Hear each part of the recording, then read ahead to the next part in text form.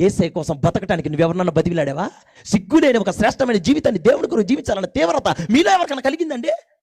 ఉత్తకొచ్చి కూర్చొని పోవటానికి సభలు మేము పెట్టట్లేదండి. మా కడుపులో ఉన్న భారం వేరు. రోజు ఏడుస్తున్నా, దేవుడు రాకడ వస్తుంది, నరకం ఉంది, కాలిపోతారు, మీ వల్ల కాదు, దాంట్లో నుంచి తప్పించుకోలేకపోతే అంతకంటే దౌర్భాగ్యంగా మనం ఈ లోకంలో ఎవరు మిగిలిపోవండి.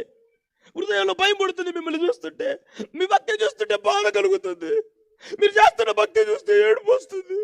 ఇంత కష్టపడుతున్నా, ఒక్కరిలో భక్తి కనపడట్లేదు, ఇంత ప్రయాసపడి సేవ చేస్తున్నా, ఇంత ఖర్చు పెడుతున్నా, భార్యని, పిల్లల్ని, కుటుంబాలన్నింటినీ పక్కన పెట్టి మీ కుటుంబాలు బాగుపడాలని కష్టపడుతున్నామండి. మా కోసం మేము బ్రతకాలంటే మాకెన్నో అవకాశాలు ఉన్నాయి. అవన్నీ వద్దనుకున్నా, మీరు బాగుండాలనుకున్నా, మీరు దేవుడిలా ఉంటే బాగుంటామని ప్రయాసపడుతున్నా, మరి దానికి కొంచెమన్నా మీరు స్పందించకపోతే ఎట్లా? రేపు దేవుడి దృష్టిలో ఒక అయోగ్యమైన వ్యక్తులుగా మీరు అంతే మిగిలిపోతారా?